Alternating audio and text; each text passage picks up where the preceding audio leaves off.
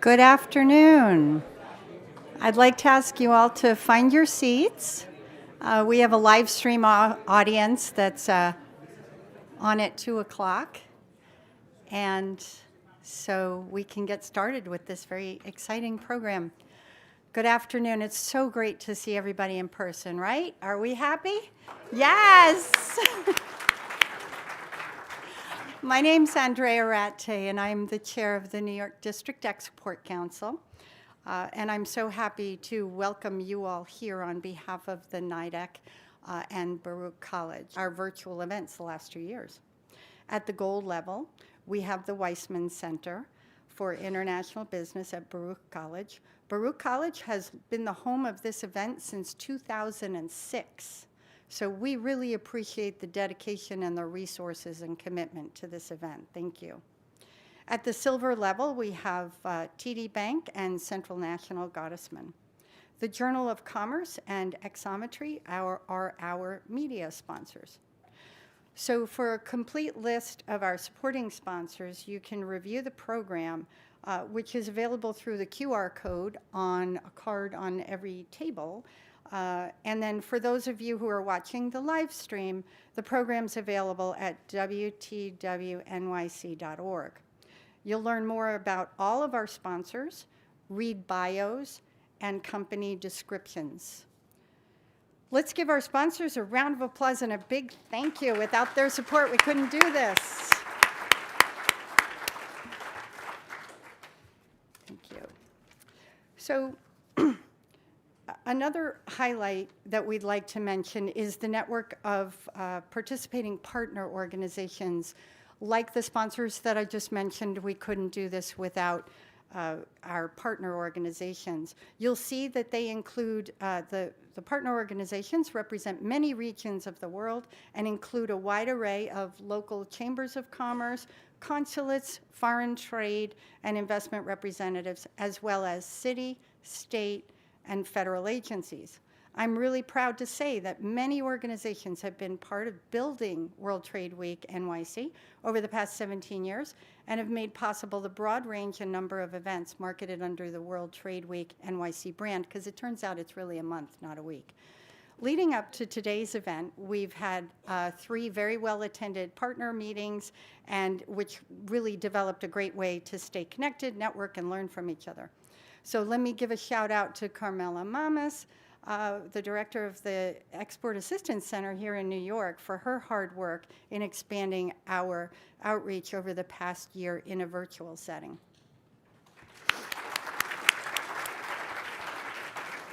Don't forget to check out World Trade Week, wtwnyc.org, for all the events listed that are associated with World Trade Week. There's a lot of global trade stories across our region. For this year's kickoff, we've chosen to focus on a topic that's a daily concern for members of the international trade community: global supply chains. Even people who don't know about international trade learned what we do. We're honored to have Beth Ann Rooney, Director of Port Department at the Port Authority of New York and New Jersey, here today as our keynote speaker, and we look forward to her presentation on port infrastructure to support world trade and global supply chains. Her presentation will be followed by a panel with industry experts on global supply chain best practices, challenges, and success stories. And I know we all want to hear about the success stories, right? Because that's how we're muddling through. On a related issue, since it's really vital to develop the next generation of international business leaders in global trade, today we will be awarding scholarships to deserving college students to help them continue their studies in international business. We've also organized career panels as part of World Trade Week NYC to help young people connect with international trade professionals and explore a range of dynamic career paths and opportunities. So I look forward to recognizing emerging leaders in our business during today's Business Awards ceremony along with Robin. And I think you'll agree that the companies and individuals being recognized are exceptional. So before introducing our first speaker of today, I want to acknowledge the World Trade Week Steering Committee members for their hard work, really, in making this happen so we could all get dressed up and see each other in person. and Livestream. Peter Bankston, actually, I'm going to announce the names and ask that you all stand up so that we can give you one round of applause at the end, okay? Peter Bankston, New York Public Library. No, applause at the end. Everybody stand, applause at the end. Susan Hedelman, U.S. Department of Commerce, U.S. Commercial Service. Barney Lehrer, New York District Export Council. Webmaster, very important. Carmela Mamas, U.S. Department of Commerce, U.S. Commercial Service. Nancy Plager, IWEC Foundation and NIDEC. Nicole Polidoro, the Port Authority of New York and New Jersey.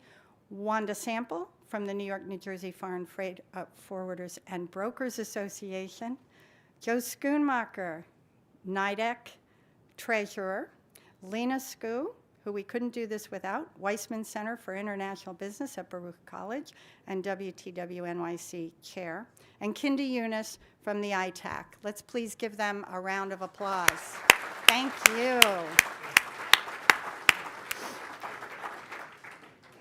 Thank you.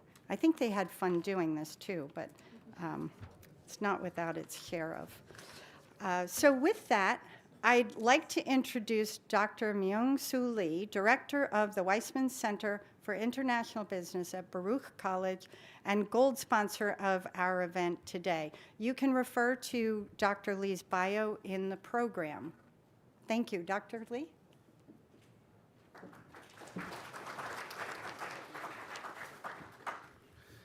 Well, sitting there, be prepared to say a few words. Now I will summarize what the Andre just had said all along. So if there is a redundancy and a repeat, just forgive me. We didn't collaborate before the event. So well, thank you for kind introduction and recognizing the contribution that the Weissman Center for International Business has made over the years as one of the event sponsors. I want to express my warm welcome to all of you to this 17th World Trade Week NYC kickoff event, and particularly the virtual audiences. Now the Andrea just said that over 300 people actually be able to attend this very special event. So again, I use the same phrase here that this particular event would not be possible with all those joining through the Zoom or other medium. So I would call the same way as Andrea called it, as some silver lining out of coming out of the pandemic situation.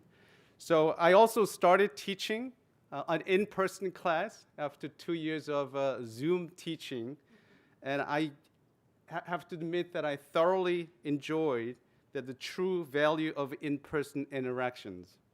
And in classroom setting, while we continue actually utilizing all those new teaching modalities and teaching technologies to make a class still very efficient. And I actually started my role as a director of the Weissman Center for the International Business in July 2021. So it's getting first year kind of ending. And my predecessor as a director, the Dr. Terry Martell, some of you may remember him, and also Deputy Director Lena Sko, who was just recognized for her immense contribution to the event, have hosted this WTW NYC event since 2006. I believe Andre already mentioned that, with a great dedication and pride. This is clearly consistent with the mission, or core mission of the center, to educate our future workforce in the field of international trade. Baruch College has 2 international business degree programs, one in the Bachelor of Business Administration in International Business, also Master of Science in Marketing with the International Business concentration. So with these degrees in hand, our graduates will continue being part of the talent pool in the area of international trade, trade and international business, including export, import operations, and the supply chain management, which we'll hear from our actually conversation this afternoon. So I have to tell you that our enrollments in those programs are growing, okay? So I actually believe that this is great trend, since we need more highly motivated and talented people in the international trade field more urgently than ever. The whole industry has been challenged by the pandemic and decelerating trend in globalization, which probably I can go another hour as a college professor. I could expand on those new trends, but I wouldn't do that. And then I, again, want to really congratulate all the awardees and scholarship recipients today. I'm extremely happy to learn that 2 of our Baruch College students are the recipients of the scholarships, and also the Rising Star Awardee is our executive MBA student. So I'm extremely happy to be a part of this, my first event today. So I hope you enjoy the rest of the program, and thanks so much.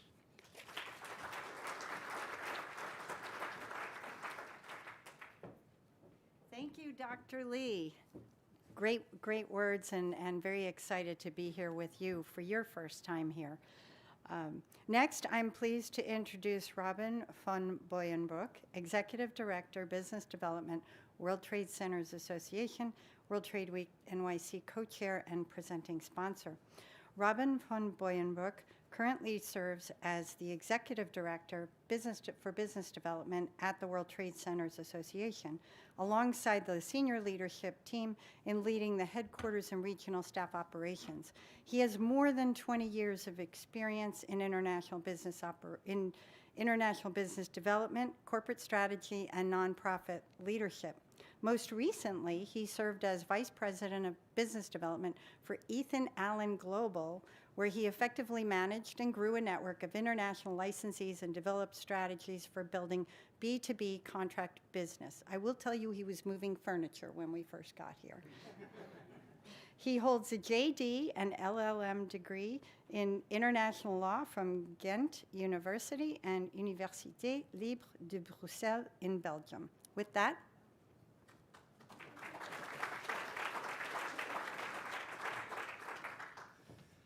well, thank you so much, Andrea. And it is very good, right, to be all here in person. And it is true, I couldn't help myself starting to move the furniture around a little bit, so do forgive me. So Andrea, thank you so much, and really thank you also for your leadership on the New York District Export Council and all the great work that you do. Also wanted to thank Commissioner Lee, Director Lee, and Director Rooney for your generous support, and of course here for hosting us at the Baruch College. So we are extremely proud to be a sponsor and be engaged with World Trade Week, because the World Trade Centers Association is an international, non-profit international trade association. And our mandate is really to facilitate and to promote international trade and development. But we are also the licensor of the world-famous World Trade Center brand, and as such, there's over 300 World Trade Centers all around the world in almost 100 countries. And this group of World Trade Centers is an extremely diverse group of entities, because there are airports that are World Trade Centers. There are conference and exhibition centers that are World Trade Centers. There's universities that are World Trade Centers. There's free trade zones that are World Trade Centers. There's economic development agencies, FDI promotion agencies that are World Trade Centers. There's chambers of commerce and employers organizations. So it's an extremely diverse group of entities, both governmental, non-governmental, and very often also in public-private partnerships. And what brings them all together? It's the ability to really operate in this environment of trust, where they support their constituents, their business partners, in promoting and facilitating international trade and development. And I like to call our World Trade Centers as true beehives of economic activity, because those World Trade Centers are really the places where international trade really happens. And an important element for which I'm also particularly proud to be part of World Trade Week is that the vast majority of our constituents, which are the business partners, the tenants, the companies that our members or World Trade Centers work with, are by far and large small and medium enterprises. So that makes us anchoring here also with World Trade Week, I think extremely relevant, because it's not just about finding for New York companies, finding opportunities abroad, it's also making sure that companies from abroad actually can find you here in New York. So having said that, I think our mandate is also more important now and more relevant now than ever, because the global trade infrastructure, and I'm sure, Professor, you can elaborate much more knowledgeably on this than I can, but is under tremendous pressure. And this is not just a matter of supply chains or inflation or conflict happening. So we see a lot of companies struggling, but at the same time, leveraging opportunity to continue to expand and continue to go abroad. We very much also believe in the notion that there's peace through trade. It's a very important part of how we operate and what we think, and that's why we stimulate the diversity and making sure we can continue to support companies to look for opportunities abroad. So with that, again, we're very proud that we're anchored here in New York City, with all of you. I very much look forward to this program, and I would say it's also, there's no better time to be a World Trade Center than right now. Thank you so much.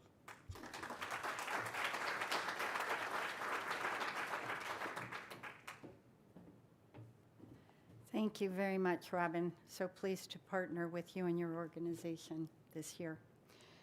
So next up is the awards section of the program. And I'm really excited to announce on behalf of everyone in the room the awards in 7 different categories and 2 scholarships. These awards allow us to showcase organizations and individuals as well as companies that are truly exceptional. Just a reminder, you can access the information about these companies and other awardees using the QR code or link for more information.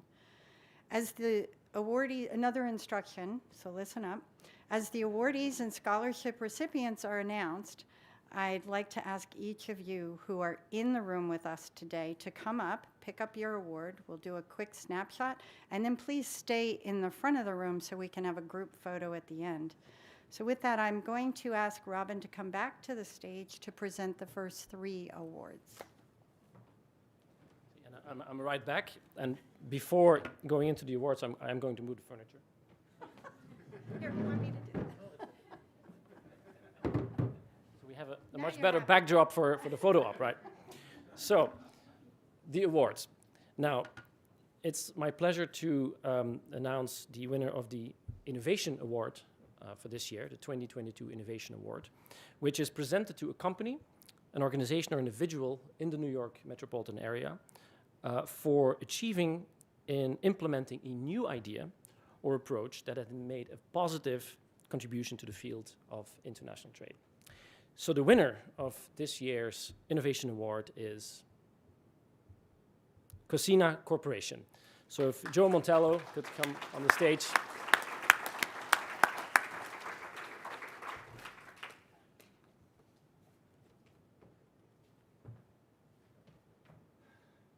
It's better without the chair, right? Of course. There you go. Congratulations. Thank you very much.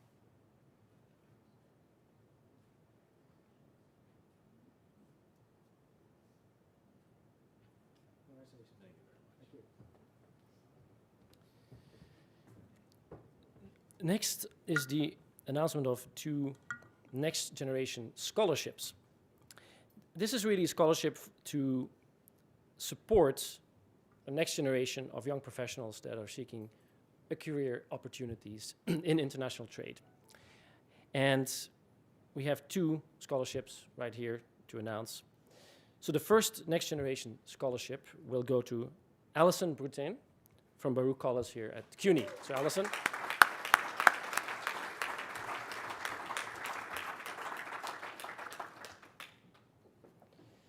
you go. Coming up. Come over here. Come over here.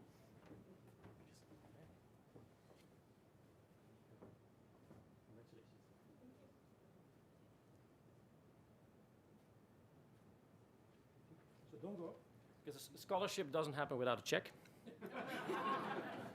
And these are TD Bank checks, so they're good, right?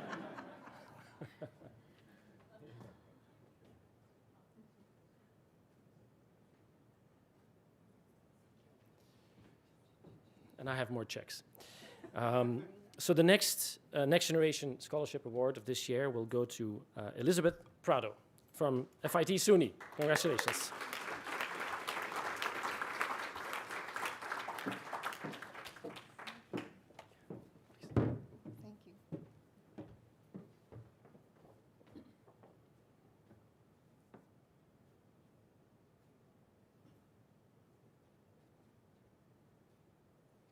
you. And blue check. Hold on. Don't go home with it and go cash it right away.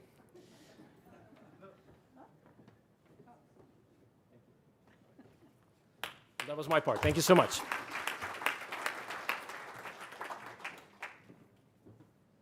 Thank you very much, Robin. So wonderful to recognize the next generation. Thank you all, and congratulations, Casina. So we have a few more awards to go through. Next up is the Global Trade Award, the World Trade Week NYC Global Trade Award, which is presented to an organization that has demonstrated continuous dedication, commitment, and significant contributions which have influenced the growth of trade and investment in the New York region. This year's winner is the New York City Mayor's Office for International Affairs. So if you would... Either way is fine. Either way is fine. I see, are we shaking hands? Sorry about your hand. Great,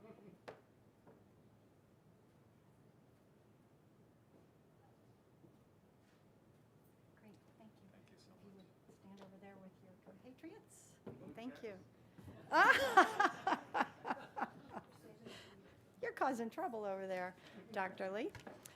Next is the Global Supply Chain Award, presented to a company, organization, or individual in the New York metropolitan region for leadership in global supply chain management. This year's winner is Application Solutions Group, Computer-Generated Solutions.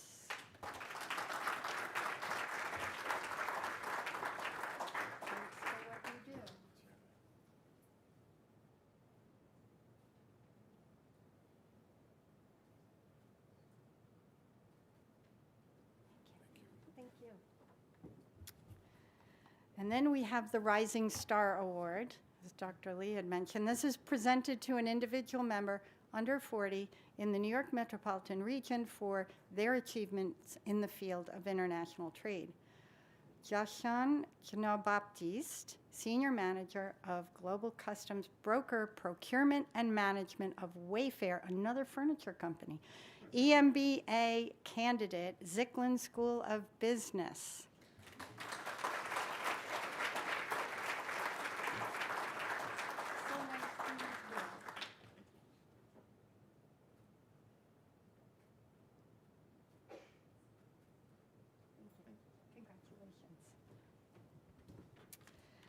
Then we have the Small Business Global Trade Award, which is presented to a small business in the New York metropolitan region whose growth and achievements in their industry exemplifies international success.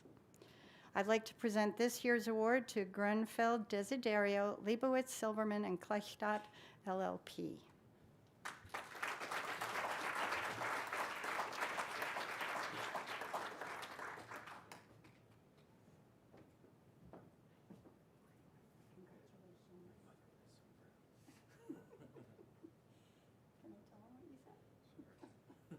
His mother would be so proud.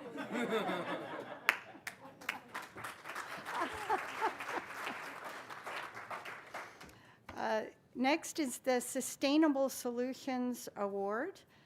This is presented to a company offering products and services that contribute to socially and environmentally sustainable solutions internationally. Such a focus in our industry today. And I'd like to congratulate our virtual attendee, Rangam, the winner of this year's award. So let's give Rangam a great round of applause. Congratulations. Next up, the U.S. Department of Commerce Export Achievement Certificate of Appreciation. This award or certificate recognizes small and medium-sized enterprises that have successfully entered the international marketplace for the first time or that have successfully entered a new market. Are you ready for this? New York Road Runners. Isn't that terrific? And accepting on on their behalf. On their behalf. Thank you for nominating them.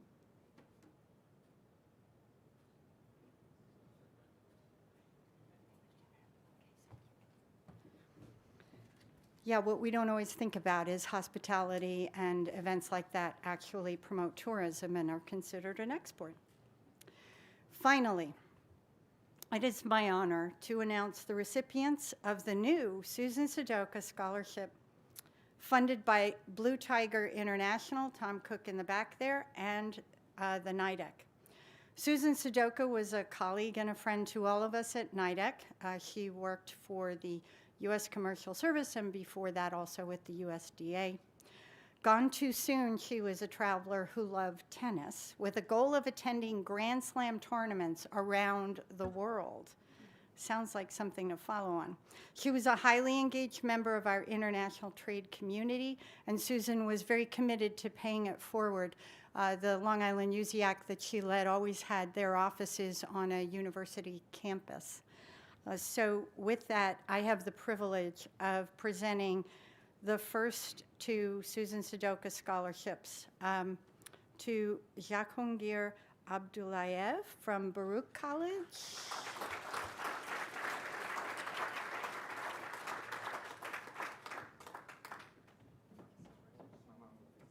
Oh, his mom would be proud too.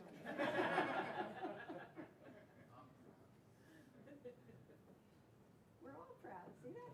I think you should stand next to Arthur over there at the end. And the second Susan Sudoka Scholarship goes to Catherine Devereaux from FIT SUNY. Congratulations. Oh, I think I handed the wrong awards. We'll stay in there. There you go. Thank you so much. My mom's watching. Her mom's watching. This is great. I love it. And she's very proud. So we'll just take a moment for the group, and I'll apologize whoever got their wrong award. Just see me afterward, and we'll make sure you get the right one. And while we're doing that, I'll just let you know that coming up. Oh, are you going to take it? Yes, that's everyone. Yes, please take a picture. The photographer is now in charge. Oh, yes, okay. Yes, yes.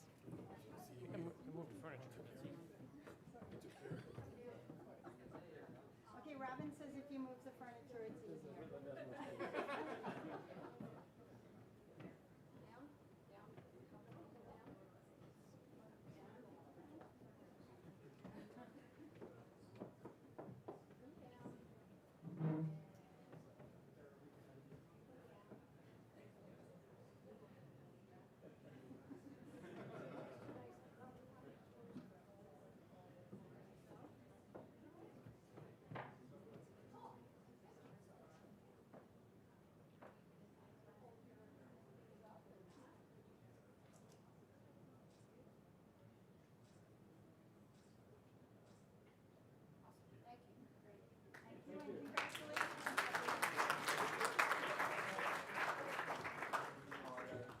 No, this is yours.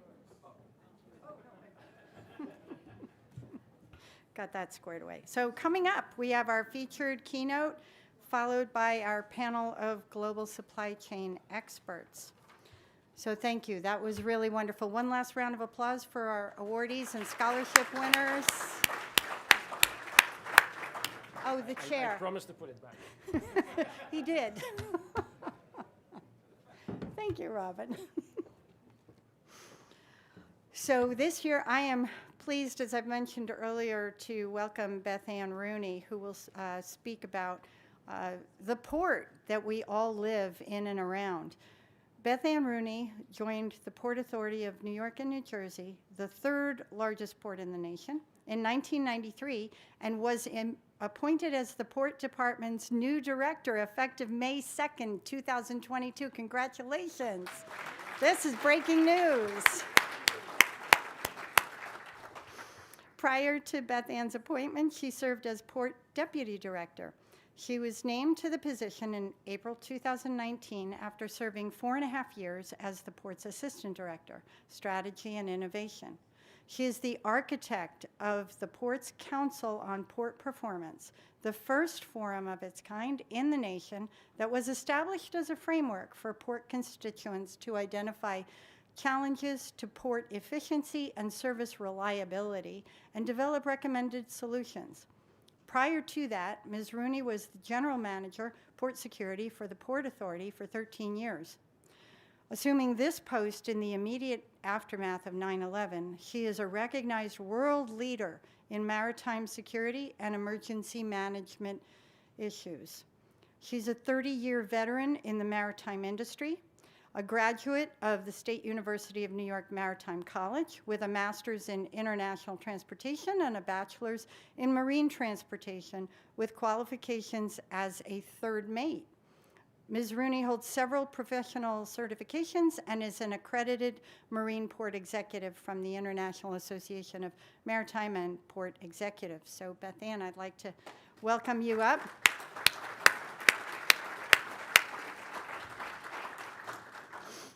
This rant is for me, right? That, it's for anybody who wants to use it, and I'll just, while you're coming up, tell you my mother worked at Kings Point Merchant Marine Academy, but I think we'll still get along. That's all right. We'll still get along. Thank you. Thank you. Thank you. Thank you, Andrea, for that kind. Wow. The checks were left up here for the folks that didn't claim them. Anybody want to go to dinner with me? We can go someplace really nice. Wasn't expecting that. So, thank you for the introduction and the invitation to be here. When I was invited to be here, I was still, the deputy director, and not in my wildest dreams, anticipated today, being the director, and being in the seat for just 3.5 days. So, it really is my pleasure to be here.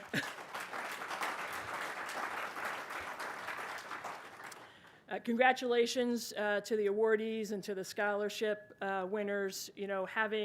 I think back to, when I was in college and looking forward, to my career, and I cannot, really think that 31 years, has passed. So to the young folks, that receive the scholarships and others, that are participating, today and throughout the week, it'll just be like tomorrow that you're standing up here, after working for 30 years as well. So the future is bright. The industry is exciting. You are, I think, part of a transformation, in the industry, and I'll talk about that, in a moment.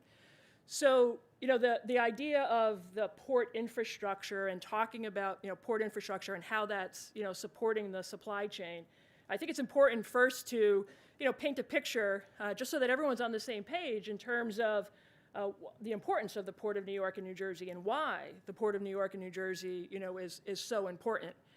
And when I talk about the Port of New York and New Jersey, it's really just 14 out of about 180 different facilities in the region that move people and goods across a dock off of a vessel of some kind, right? Vast majority of those terminals and facilities are privately owned and operated that the Port Authority has nothing to do with. But they're an important part of global trade. And they're an important part, as we talk about World Trade Week, we can't lose sight of the fact that there are other aspects of world trade that are not what we often talk about being containerized cargo. Really gets a lot of the energy and a lot of the excitement, but there's 50 or 60 terminals here in the Port of New York and New Jersey that move oil and petrochemical and other products, in liquid form, that are just important to World Trade Week. So, but the part of the port that the Port Authority is involved in, we do all of the containers. We have 2 of the 3 cruise terminals. We have ferry terminals. We have all of the automobile terminals, import and export of automobiles. And we do many, but not all, of the dry, bulk and break bulk commodities. So things like road salt, scrap metal, export, Belgian block, the very expensive landscaping bricks, all come into the Port of New York and New Jersey. The orange juice that you had for breakfast this morning, and the oils that are going into the baked goods that I might enjoy more of, than some other people. But so, there really is just, you cannot get through a day in your life without something, most things, having moved through the international transportation system and come into the region through the Port of New York and New Jersey. And we can do that, and the other reason the Port of New York and New Jersey is so important is because of the population that we're able to serve. 134 million people, 1/3 of the nation's GDP, is dependent upon the Port of New York and New Jersey every single day. And we're densely populated.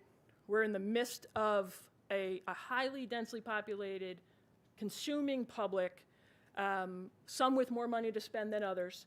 And that has certainly, changed during the pandemic, and throughout the COVID, and the increase in e-commerce, and the e-commerce has driven the change in the way that the rest of the supply chain is operating, because we all want to be able to push a button on our computer or on our smartphone and have something appear at our doorstep that day, in some cases, or the following day, right? That's what we want. That's the demand, right? So we've put a demand on the system that was never before envisioned, and the system as it's built today, not generally constructed in a way to support the buying habits, of the American public, and how that's all, transformed. And I, for one, never looked at Amazon until the pandemic. Had no idea, never bought anything on Amazon. My wife and my daughter, that's another story.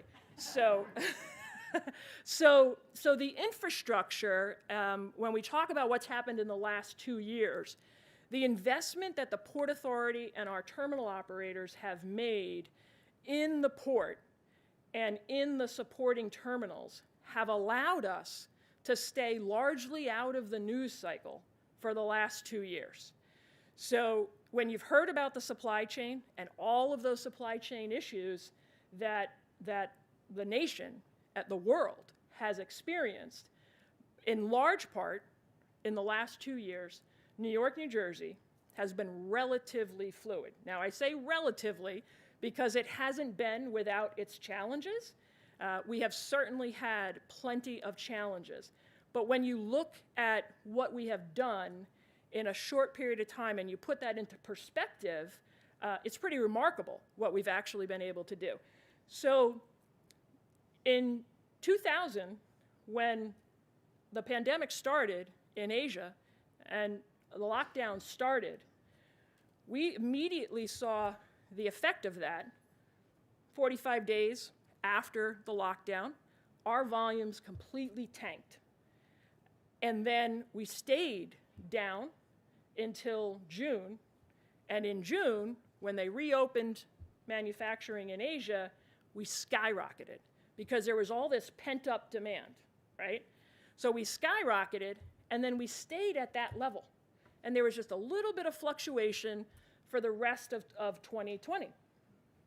But what we were importing was very different than what we had been importing prior to the pandemic. So everybody was staying home, right, except for emergency workers, port workers, nurses, doctors, and others, and we weren't buying clothes, right? We weren't buying, footwear. We weren't buying, personal cosmetics and personal care items and things like that, right? So those all went down. But what went up? Home furnishings, people leaving the city and moving into more rural areas, people creating home offices, home classrooms for your children, home gyms, the amount of coffee pots. Honest to God, the numbers of coffee pots that were purchased in 2020 was just mind-numbing. And that was, through the Port of New York and New Jersey. So, and then you began to see a reversal. So now that we're coming back to in-person events, we may have gained weight, we may have lost weight, during the pandemic. Now you're going out, to restaurants for the first time. You're going to weddings again, for the first time. Now we're spending money on apparel, and the imports, of apparel, has gone. So in 2021, we handled just shy of 9 million TEUs, 20-foot equivalent units, the standard, 20-foot by 8-foot by 8-foot steel box. And in handling that nearly 9 million TEUs, it was an 18.5% increase over the previous year. And 2020 was still a record. 18.5% increase. For those of you that work in any business, can you imagine handling an 18.5% increase in your business in 1 year without the opportunity to know that it was happening and to plan for it? So you didn't have the opportunity in our world to put more infrastructure in place, to hire more workers, to get more equipment, right? There's all sorts of things that needed to happen in order to keep up with that 18.5% increase, and we didn't have the time to do that. And if I roll back the clock just a little bit to 2019, we completed what was a 30-year Port Master Plan in June, July timeframe of 2019. And in that Port Master Plan, we said that in 30 years, our container volume was going to double if we focused just on our local market, and it was going to triple if we focused on our local market and very, very heavily on our discretionary market. Our discretionary market being the market that's really in the middle of the country, the Columbus, the Cleveland, Chicago. I'm losing some of my C's, and I'm looking at some of my colleagues. But if we focus very heavily on that middle of the country and cargo that can come into Norfolk or Savannah or Los Angeles and Long Beach just as much as it can come into New York, New Jersey, we could be doing 17 million TEUs by 2050. And those of you that are in school, that's going to be on your watch, not going to be on my watch. But we're preparing for that, right? And we're thinking about that. And we have to plan now because infrastructure doesn't get built overnight, right? So now if I look at that forecast and I look at what we did in 2021 in terms of activity, what we did in 2021 was the activity that we didn't expect to do until 2026 or 2027, right? Wow, 5 years, 6 years of growth happened like that. And no time to prepare for it. No time to prepare for it. So it came with challenges, right?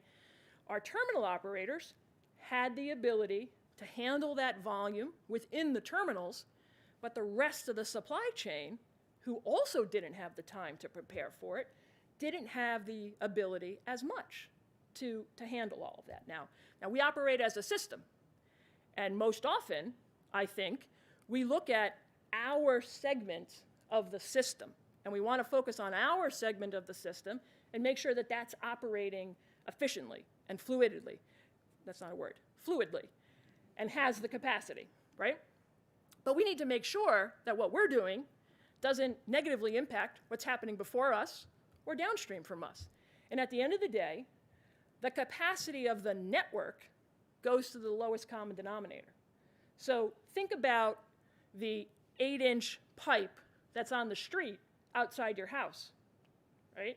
8 foot, big pipe, right? That's on the street outside your house. And as it gets closer and closer and closer to your kitchen sink, the size of the pipe decreases, right? And when it gets to your kitchen sink or the spigot, outside, in your driveway, it's 1 inch. And what's ultimately the capacity of it? 1 inch.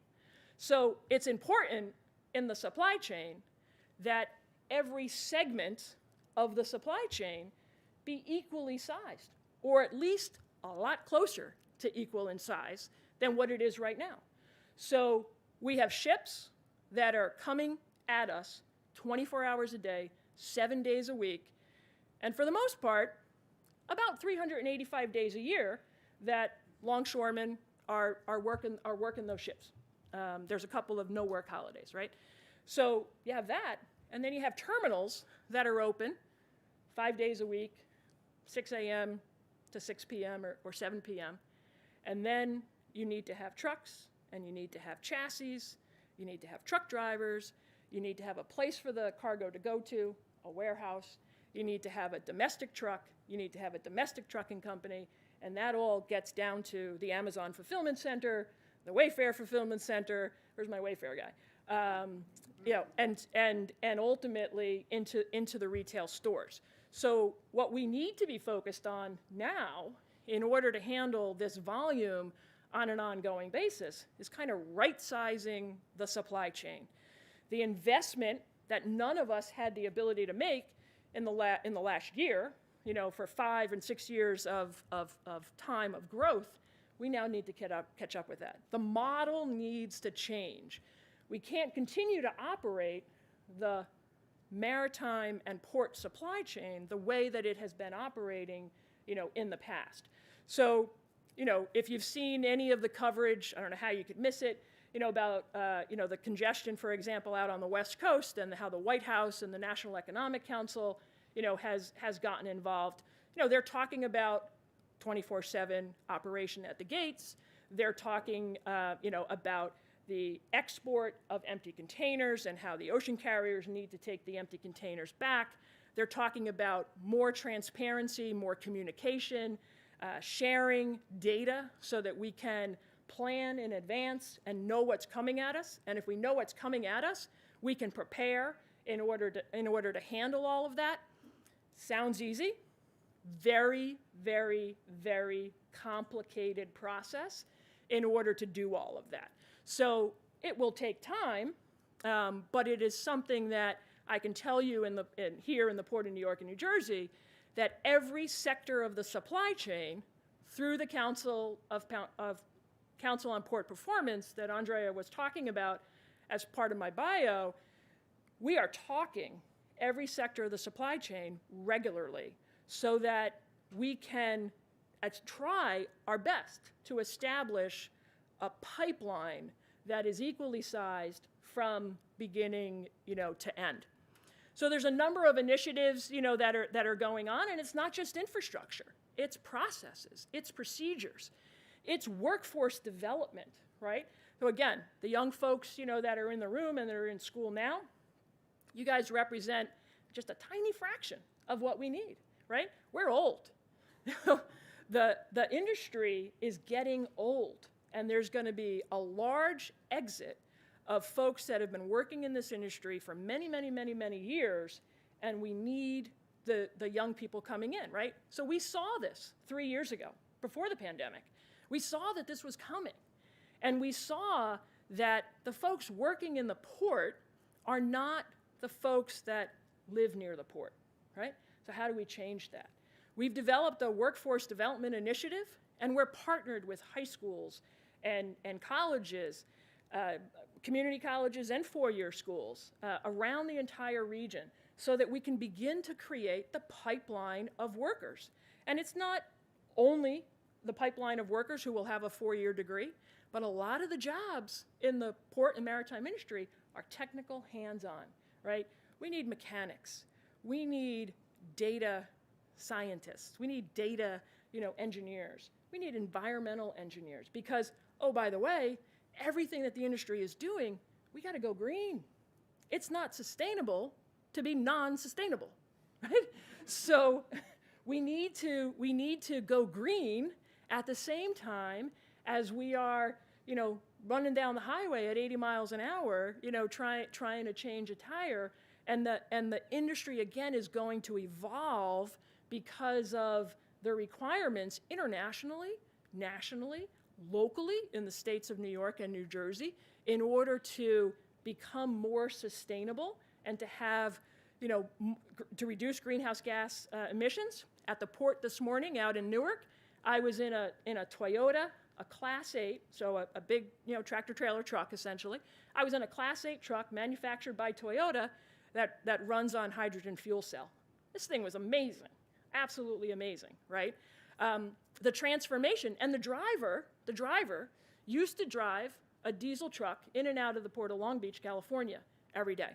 And he said nobody in his family has ever had asthma, but he, his wife, and his 2 girls all have asthma now. And he knows that it's because of the emissions that are generated by the port and the poor air quality. So when he had the opportunity to go work for Toyota and be part of developing this new technology that is going to change the way that trucks operate, he jumped at the opportunity. He thought he was interviewing for Tesla.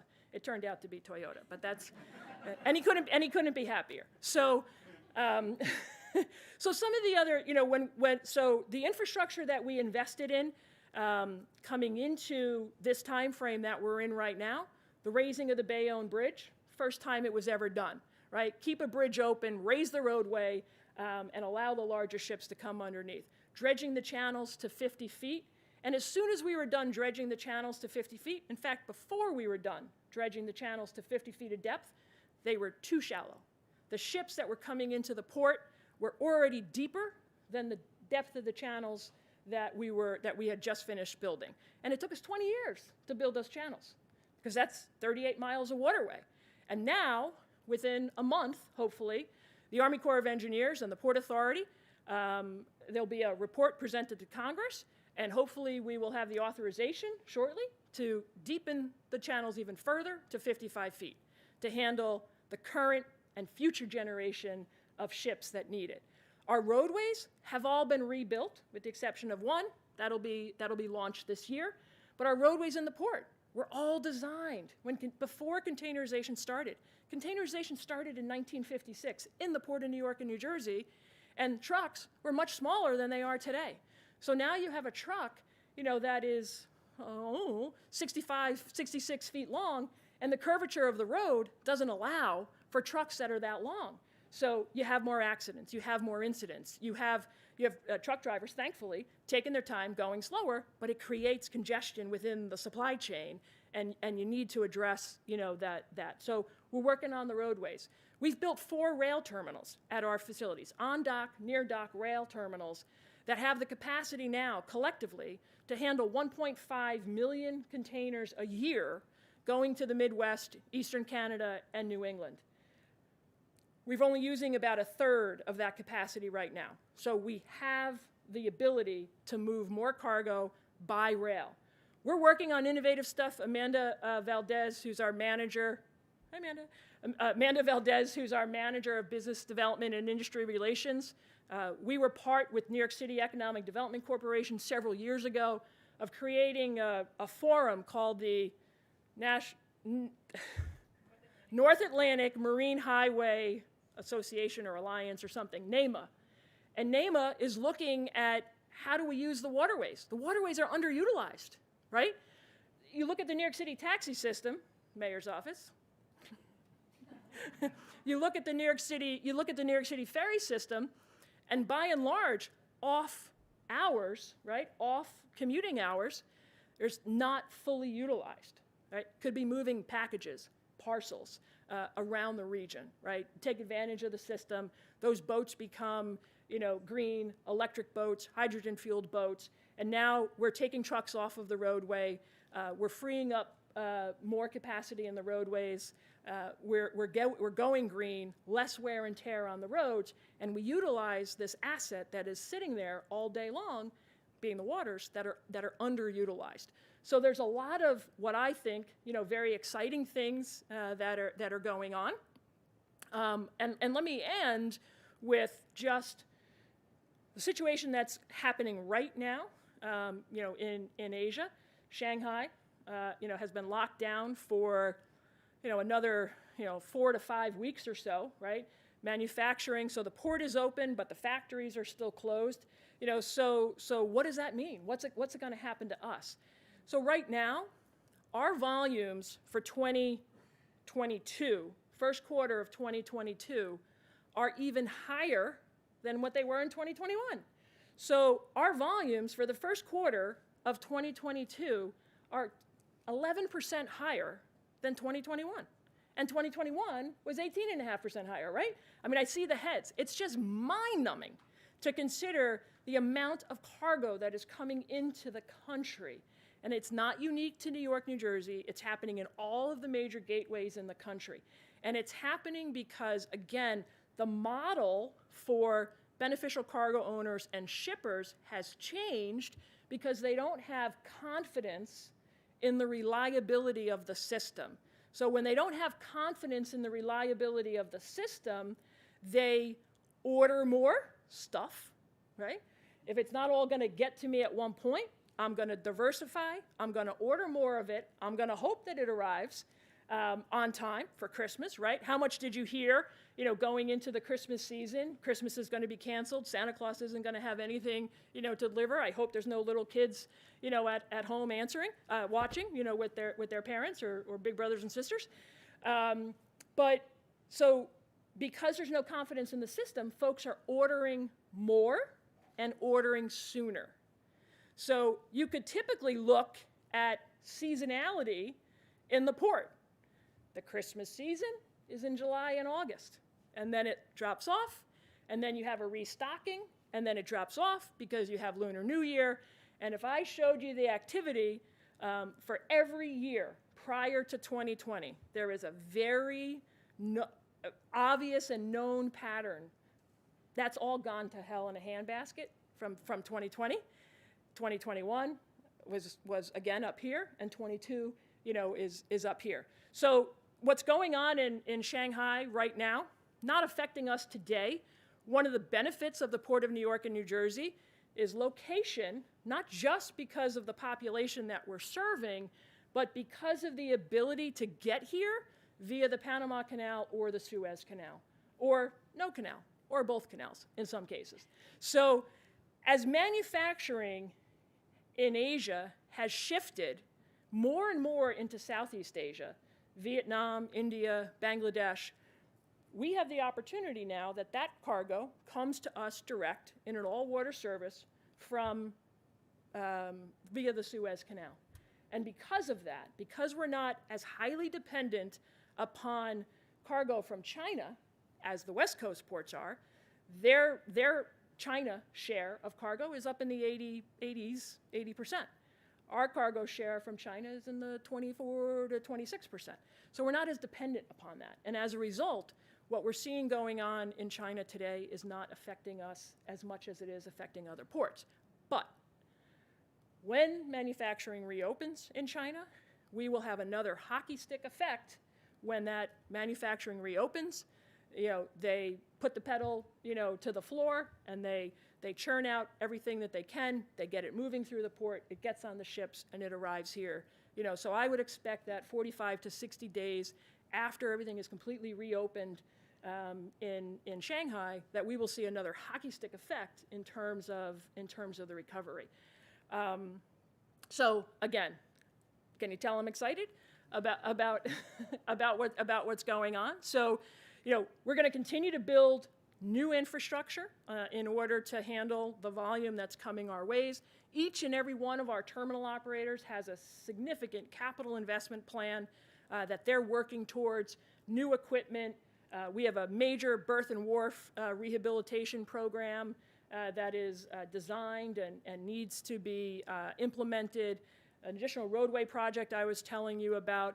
We'll have new gate system, there's new cranes, there's new cargo handling equipment, and that's on the infrastructure side. On the soft side, we need the model to change.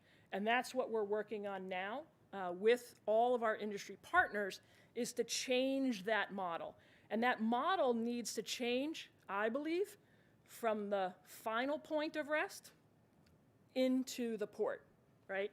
So until the warehouses and distribution centers are open and available more than one shift a day, and they can receive the cargo when the port is open, then we will not have capacity and fluidity in the entire supply chain. So our staff, our business development staff, is working now to try to identify where all of the cargo is going to, so that we can begin the conversations with the warehouses, and then we need to ensure that we have the workforce in every other link in the supply chain working its way back to the port, so that when the lights are on and the gates are open at the ports and we're able to deliver cargo out, that there's a place for it to go to, and there's somebody there waiting for it. So it really is a very complex, intricated, interdependent system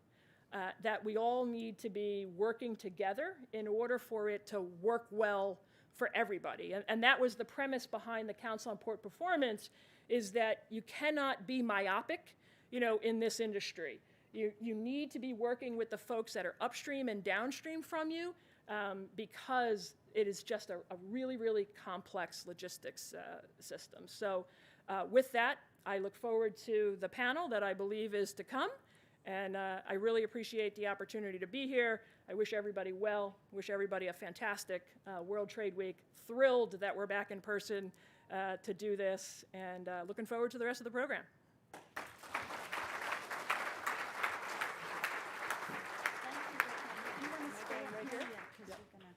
Thank you so much, Beth Ann. What a privilege to hear from you about all the things we've been reading about, but really with kind of a behind-the-scenes view.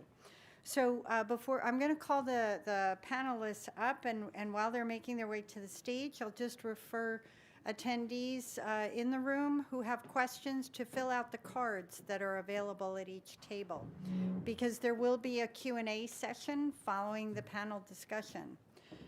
We're really pleased and privileged to welcome the panel to the stage for the global supply chain discussion on best practices, challenges, and success stories. The bios of our speakers are online at wtwnyc.org. So with that, I know Wanda Sample will be taking over. She'll be moderating our panel. Beth Ann Rooney, you all know. Joe Montello is an award winner, so you know him already too, from Cocina, and Tom Cook from Blue Tiger International. So over to you, Wanda. Thank you, Andrea. Well, welcome everybody, and we're hoping to take all the energy that Beth just provided for us and continue that conversation along with the supply chain, that what she was indicating happening at the port. And Beth, speaking at the port, is there anything specifically that you what was so successful during these unprecedented times and the challenges, but yet Port of New York and New Jersey rose? Yeah. Well, so I think the success, number one, started with the fact that we had the relationships in place.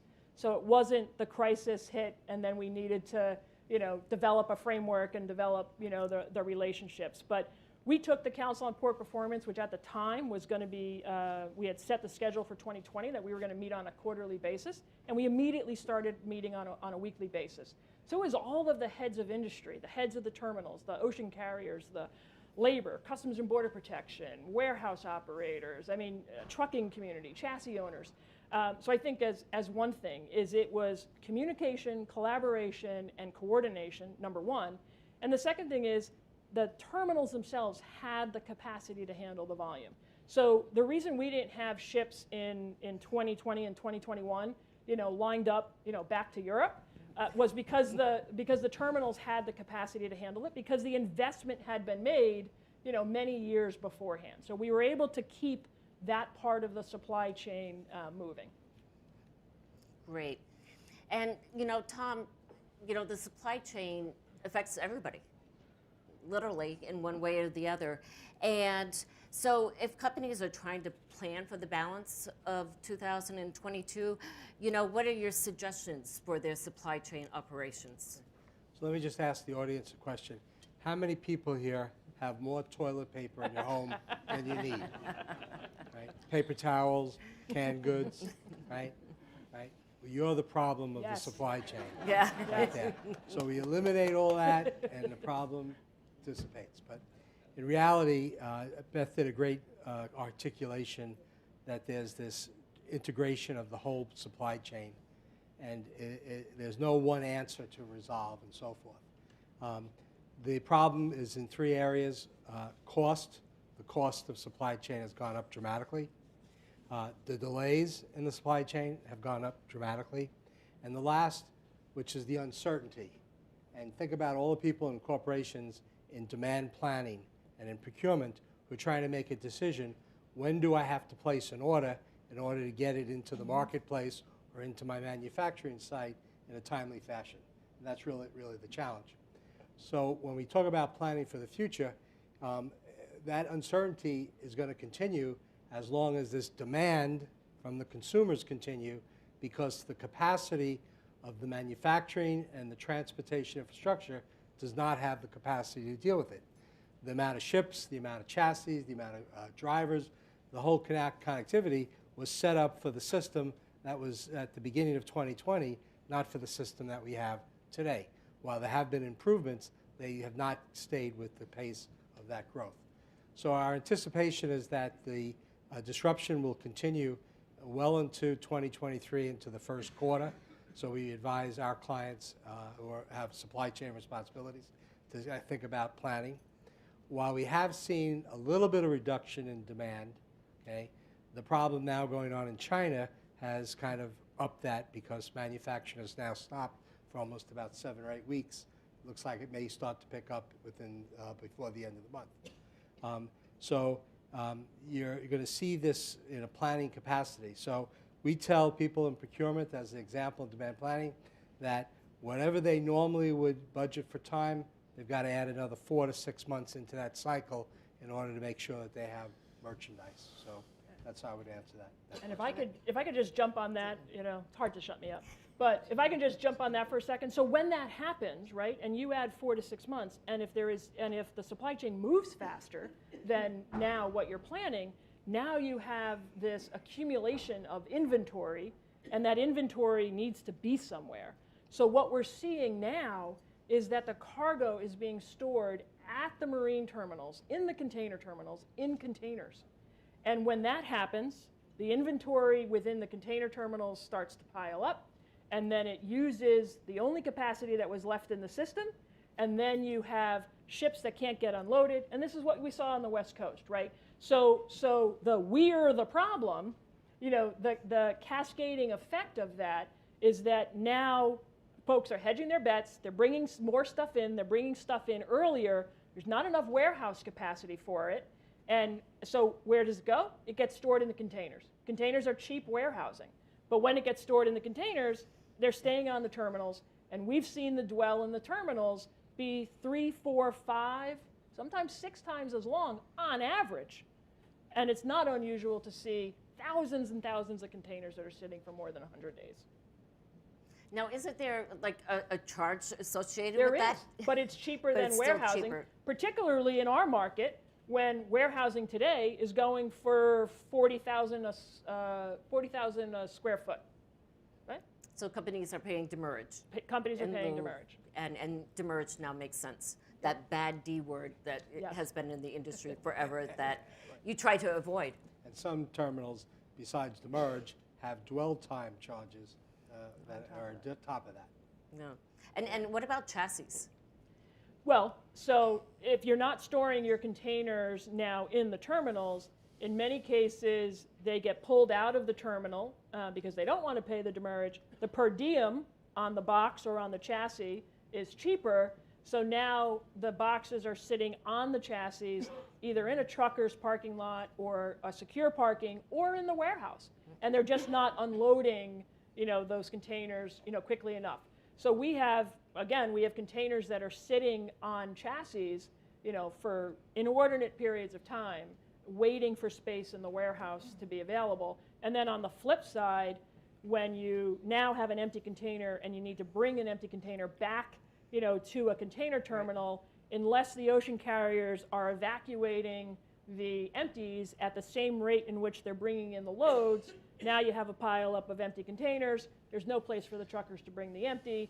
They sit on the empty, on the chassis, ties up the trucker, and again, it cascades through the supply chain. And you have to have in your mind that while you're talking about the Port of New York or the Port of Los Angeles or Houston or Miami, you have to think about the world. This is going on in Shanghai and Ningbo, Mumbai, you know, everywhere in the world, this cycle, which just adds to the complexity. So, Joe, why don't you jump in here from your side of things and explain a little bit about the challenges and maybe what companies can do to, you know, alleviate the pain on the supply chain challenges that your company has faced? Well, I'm almost sorry I have to talk. I was really enjoying this conversation like everyone else, but well, thank you. I guess I'm going to echo a lot of what Beth had just said before about being prepared. Having contingency plans. If I learned anything from being an Eagle Scout, it was be prepared, the Boy Scout motto. In our case, on a much smaller scale than running one of the largest ports in the world, we have your contingency plan. We had a crisis management team that was put together years before the pandemic ever happened. And of course, you put a crisis management team together to prepare for a hurricane or to prepare for, an electrical outage, an extended, any kind of situation. Well, we certainly needed that crisis management team when the pandemic hit.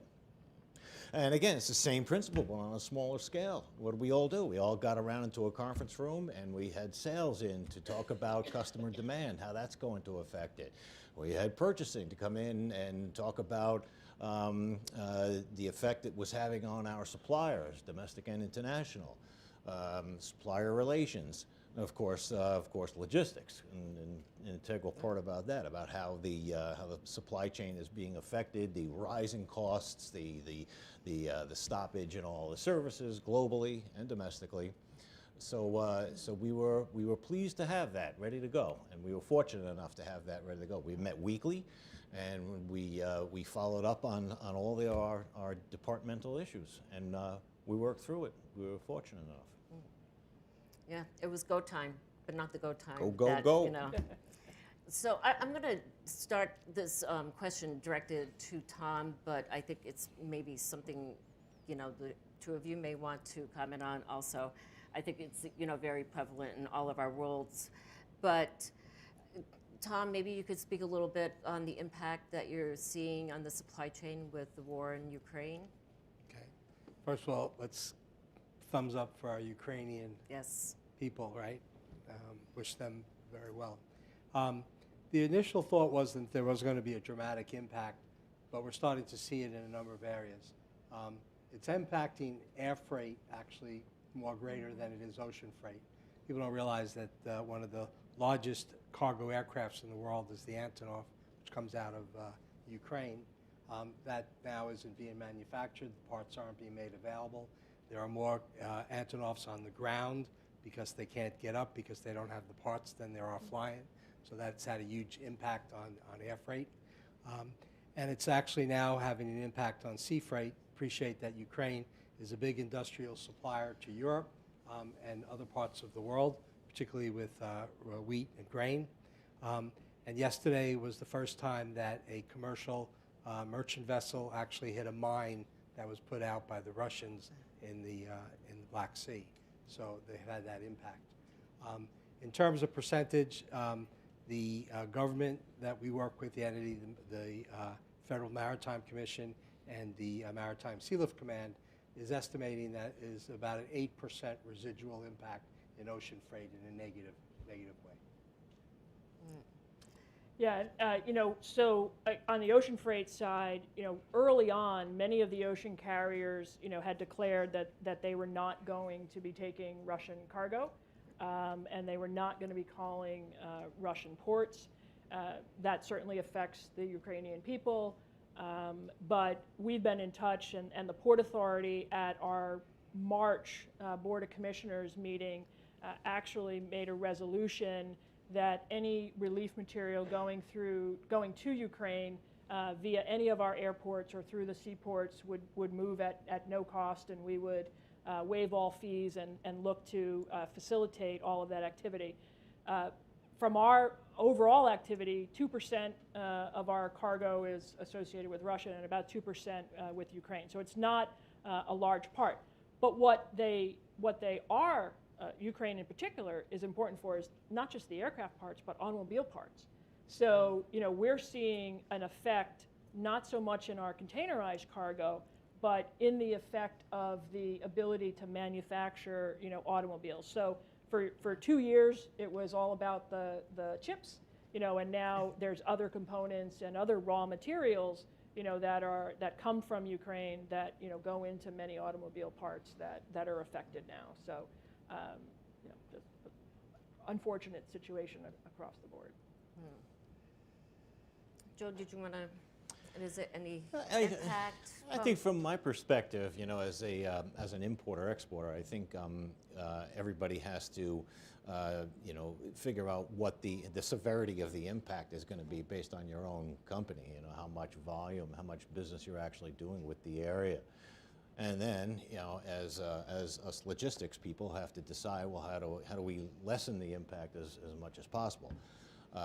The finance people have to worry about how they're going to get paid for goods that they're selling in Russia or vice versa.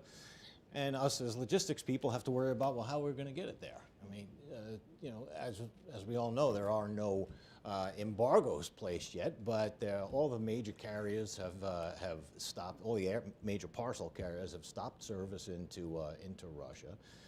As Beth said, you know, there's a lot of tight restrictions on sea freight as well. But you know, people, you know, when there's a will, there's a way. If people want to get things into Russia, they'll get creative and they'll move things through other ports and have people take it from there. And then, you know, it becomes a decision that the company has to make. You know, not only a financial but a philosophical decision, I guess you could call it. If you know, do you want to do this? Do we want to continue doing business with this? Take the risks involved. Again, the severity of it is all due to the you know, amount of business that you're doing in that area, and every company has to make their own decision on that. Yeah, and just, you know, quickly from, you know, the import, you know, side, you know, I represent the New York, New Jersey foreign freight forwarders and custom brokers. I actually work for Avalon Risk Management, and we're a surety provider. You know, we've had to contact our customers, our clients, the custom broker, and to ensure, you know, where the goods are coming from. And because, talk about a liability, that would be the surety bond that's required. And because if, with everything that's happening on a financial level, it certainly is an exposure in that area, and certainly a higher risk that we are also monitoring. Beth, do you have any last updates or like fun information that the Port of New York and New Jersey are looking forward to in the coming years? And congratulations on your new position now that you have. Well, so I think, you know, in my 29 years with the Port Authority, we've gone through what I would say, you know, are probably, you know, two, you know, transformations already. And, you know, so when you think about, you know, the beginning of containerization, and then we developed the first dedicated container terminal in the world, which is Elizabeth Marine Terminal today. You know, when I started, and I look at, you know, photos of the port from when I started, they are vastly different than what it is today.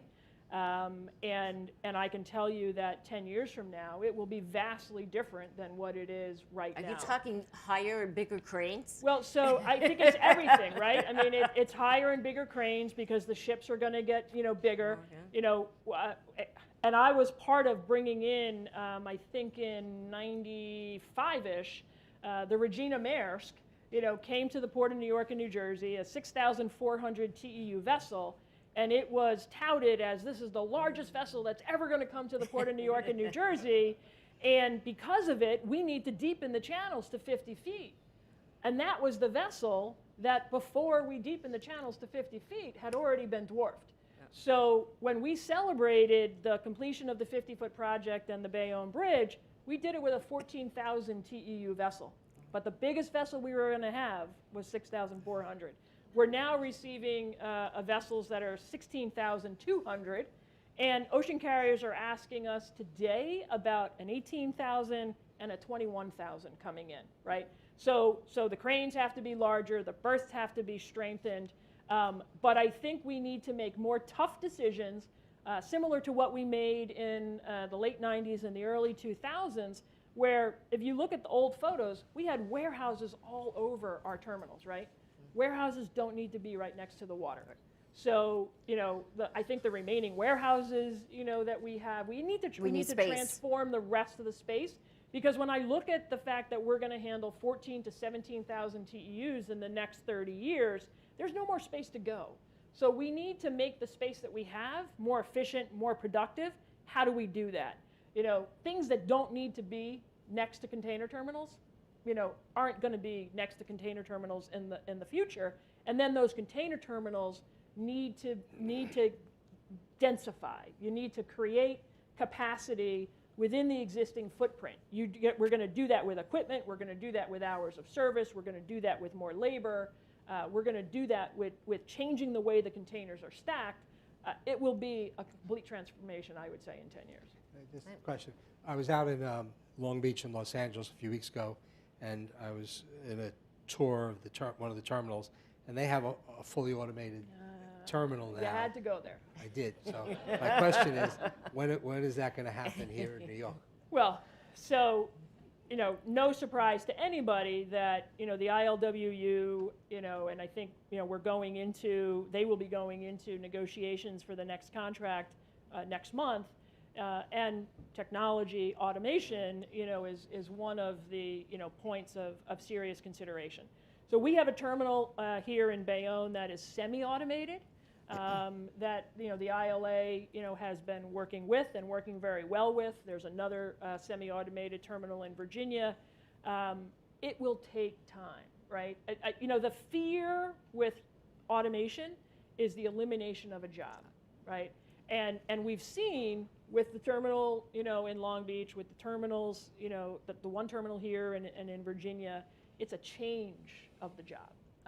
So I think, even talking to the longshoremen that are working at Global Container Terminal today with the semi-automation, they're quite happy not to be climbing, 4 stories, up a ladder, into a piece of equipment and working in a, 2.5-foot, glass room, all day long. Now they're in a temperature-controlled, space. They're not getting dirty, grungy, all day. So it's not going to be easy, it's a tough conversation. It's not a conversation that the Port Authority is in.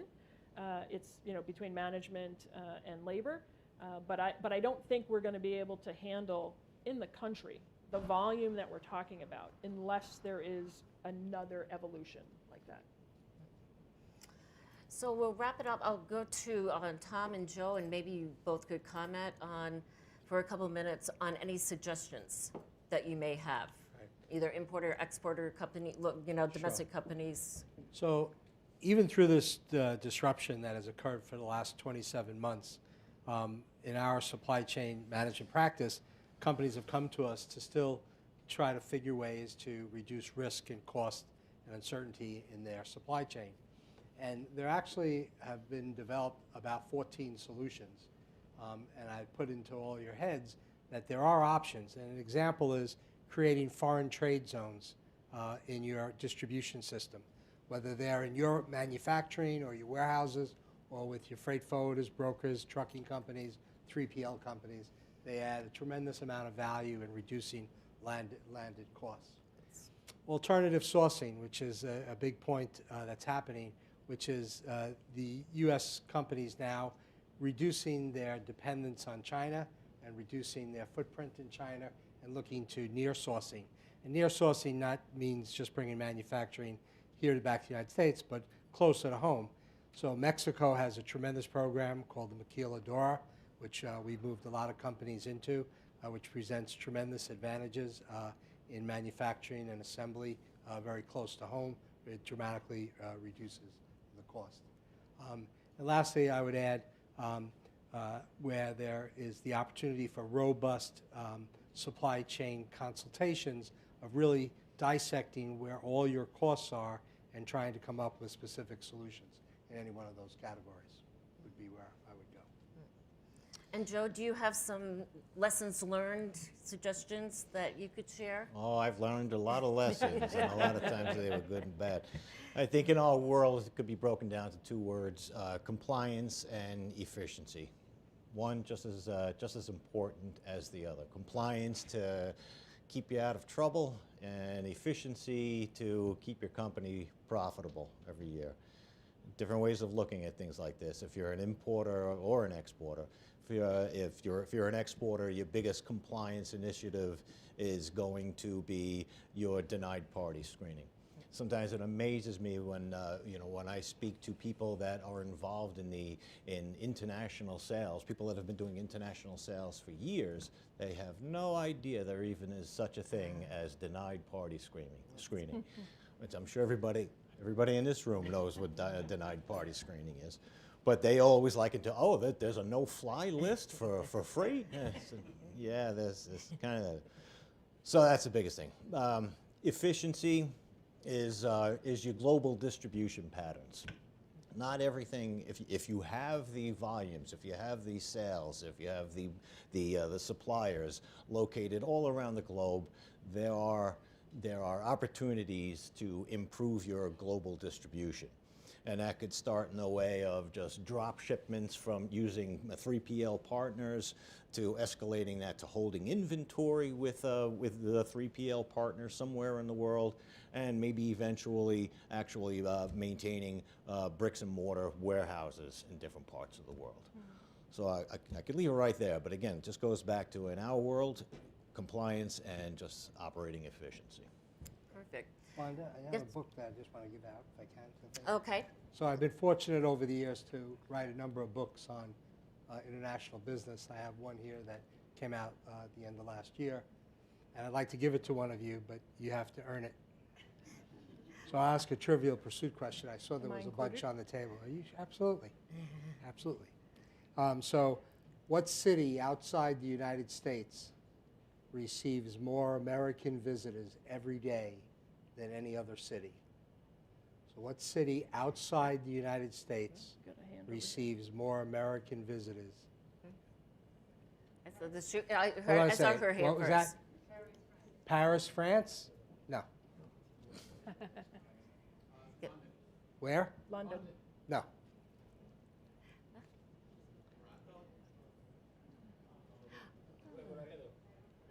What's that? Nuevo Laredo. Right country, wrong place. Oh, this is good. Say again? Right country, wrong place. There you go. There you go, Peter. Come and get it, Peter. Yeah. You figure a librarian would get the book. Yeah. If I could, Okay. just to build on, the two words, I think, from the port's perspective, there's three things that we need to provide from the port to support the supply chain. It's capacity, it's fluidity, right, which is aligned with efficiency, and it's reliability. You need to know that your cargo is going to get through the port within a specific period of time. So, and we're committed to getting that.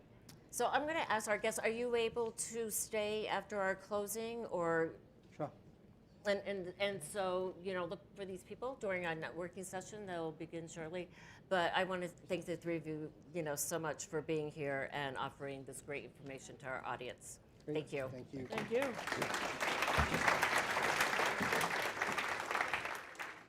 Oh. Did you sail, Beth Ann? Did you go out? And We need a photo I op. would say, I would recommend, we're going to be closing the formal part of the program shortly, but we have extended our time, and I know our panelists will be here following the event for some additional networking. So if there were questions that you were really wanting to ask, then feel free to color each of them. So with that, I'd like to invite Kinda Yunus up for our closing remarks. Kinda's here from ITAC and has been a dedicated and consistent supporter of World Trade Week. Thank you. Thank you, everyone. So, as Andrea said, I'm Kinda Yunus. I'm the executive director of ITAC. We are a consulting organization working with manufacturers across New York City, so all 5 boroughs. On behalf of the World Trade Week Steering Committee, I just want to thank you all again for being here today. And it's my pleasure to conclude this event with a couple of words. I just wanted to say that as someone who works with manufacturers day in and day out, a lot of what was said today very much resonated with me. I can tell you, and a couple of my colleagues are here today, we can all confirm that all we hear from our manufacturers in New York City are issues around supply chain and workforce development, with people having a very hard time attracting and retaining people.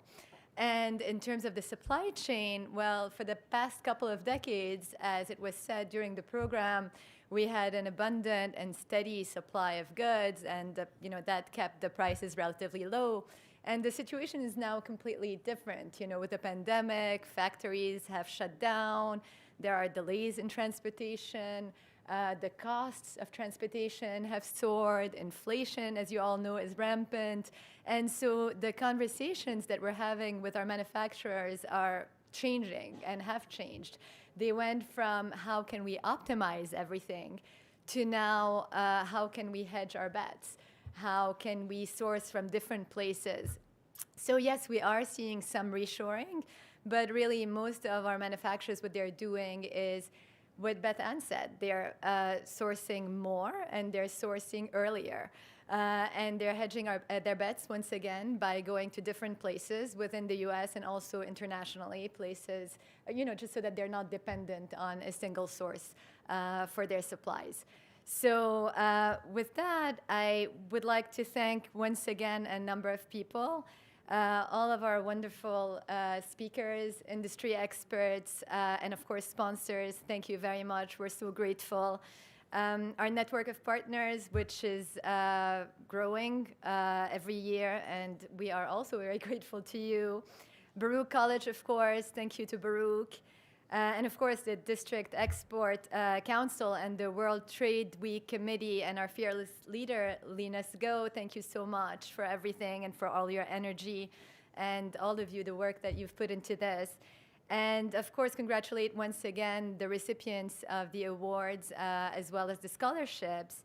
And last but not least, thank you all, our audience, both the ones at home and the ones who are here. I know a lot of people are eager to catch up with one another. It has been a while that we haven't been together in a room and to network. So please stay with us and join us in the room next door. Thank you all very much again.